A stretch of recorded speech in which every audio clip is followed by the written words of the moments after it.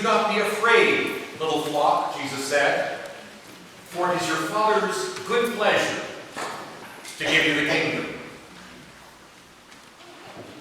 There's a simple little fable I heard a good many years ago. It goes something like this. There once was a mother cat who had 3 kittens. And one day they all went out for a stroll, when quite suddenly a huge and savage dog crosses their path. The mother cat rushes to hide her kittens, placing them underneath a nearby house. She then arches her back and turns with solemn dignity in the direction of the dog. And looking at this very formidable opponent straight in the eye, lets forth with an ear-piercing ruff, ruff, ruff. The dog immediately pivots, making an abrupt turn, and darts off in the opposite direction. The mother cat then returns for her kittens, who are still hiding. She sits them down in front of her and says, slowly and deliberately, "Now do you see why I insist that you learn a second language?"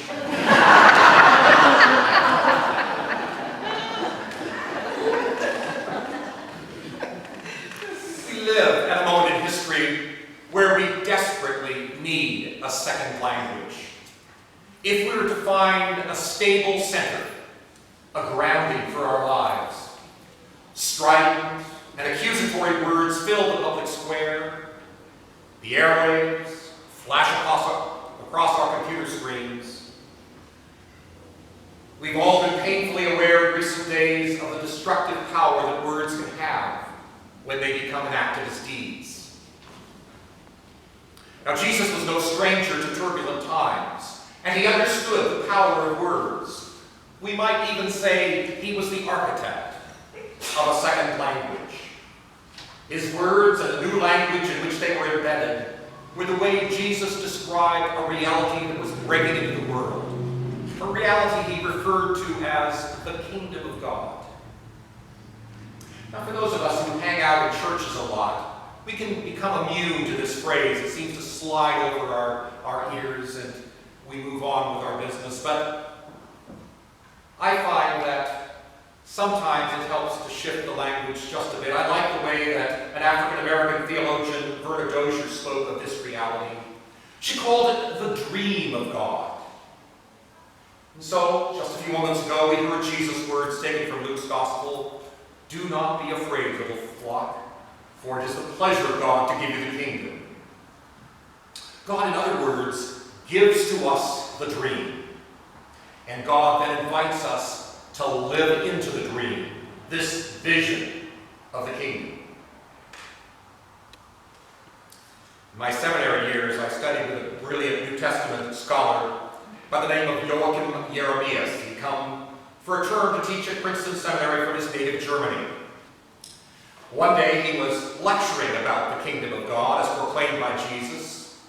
And along with most of my classmates at the time, when we thought about it at all, we thought that the kingdom of God was something that might happen someday or perhaps after we die. But in the midst of the lecture, Professor Jeremias stopped abruptly. He looked up from his notes and somehow became more alive in that moment than I had ever seen him before.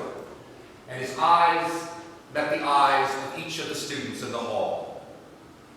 And then he proclaimed with his thick German accent, "The kingdom of God is even here, even now."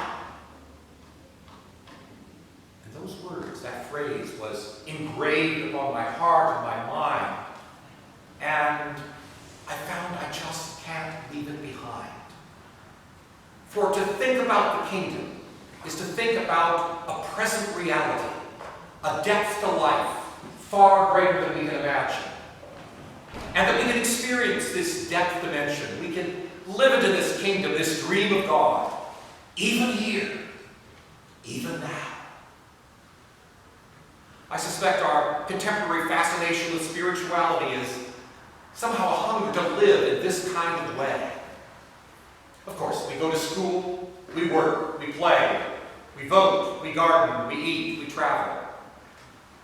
But we come to times in life when perhaps we get a glimpse of another dimension, a hint of something more, that there is about life a further possibility than all the activities that fill our days.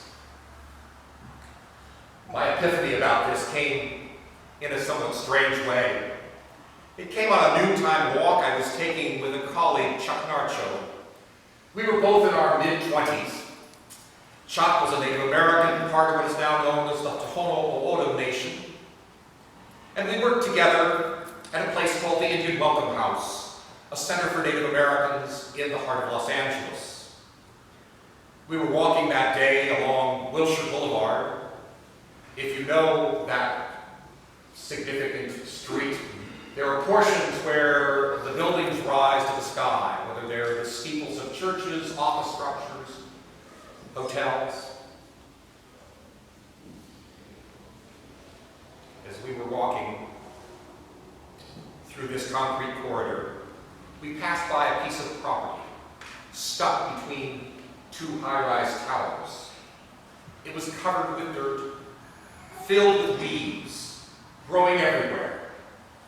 On some impulse, I turned to Chuck and said, "Can you believe it? This empty lot. What a waste! Just imagine what could be built here." My grandfather had been a developer. I understood. Chuck looked at me for a long while and then, with an ever so slight twinkle in his eye, said, "Stephen, you know you really do think like an Anglo." I was taken back. "How's that?" "Well," he said, "you Anglos believe that a space has value only if it's built up. You think that time has value only if it's filled." And then he went on to teach me. He said, "In our tribe, we can enjoy the beauty of the desert, where there is nothing at all that is built with human hands. And we can sit by the roadside for hours in silence, with never once looking at an appointment book. Space and time do not have to be filled to have worth. We believe all space is a gift from our Creator. All time is the Creator's time." Well, that little walk was a significant turning point in my Christian journey. I tell the story often. For this brief exchange, my friend had introduced me to a different way of looking at the world, different from the way I've been raised to think. And that's the same kind of reality. What Chuck was pointing out to me was what Jesus was pointing to in his vision of the kingdom, of God's dream, where everything, and for that matter everyone, was to be seen as gift.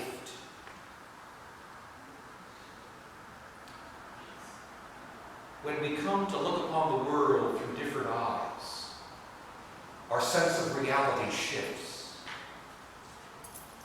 And as with my friend Chuck and the Tohono O'odham people, quiet time is needed to discover this world. Remember, Jesus took long periods of time on the mountainside, on the mountaintop, alone, in prayer. Seeing this world, this kingdom, this dream begins in silence. And out of the silence, a new language, our second language, begins to be born. I don't know about you, but I seem to, everywhere I look on my screen, get these little ads for Babbel, the language learning company. But you know, they have it right. You can learn to speak a new language in just 10 or 15 minutes a day. We call that prayer. Right?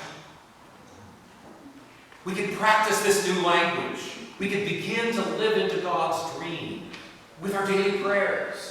And with the times like today when we come together as a community to offer our prayers and to exercise this new language of gratitude and gift.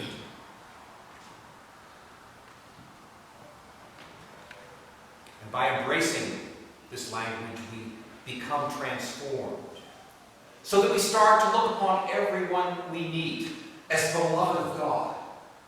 No exceptions. By learning this second language, we start to speak words of gratitude for the gift that is each human life.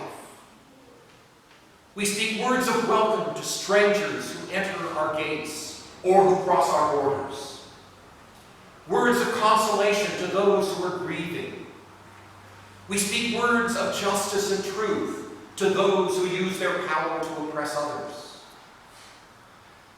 To be truly transformed, to be speakers of this new language of God, to be shaped by the dream, there comes a time when we need to go public, so that in our everyday encounters of life, words become deeds, love becomes embodied in acts of grace and mercy, compassion and justice.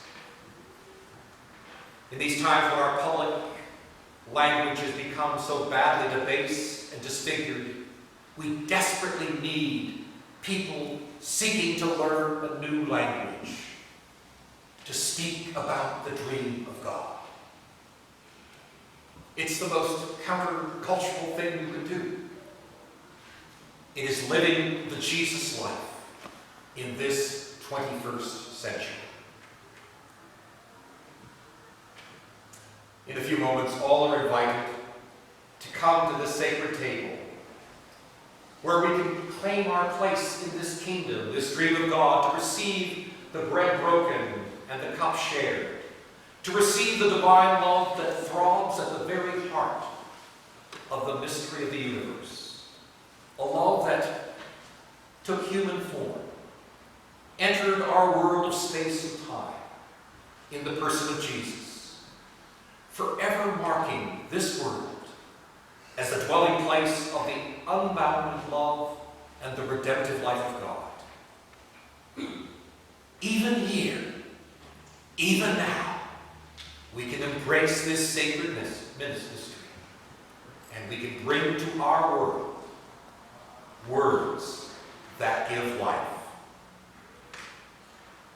Do not be afraid, little flock, Jesus said, for it is God's good pleasure to give you the kingdom.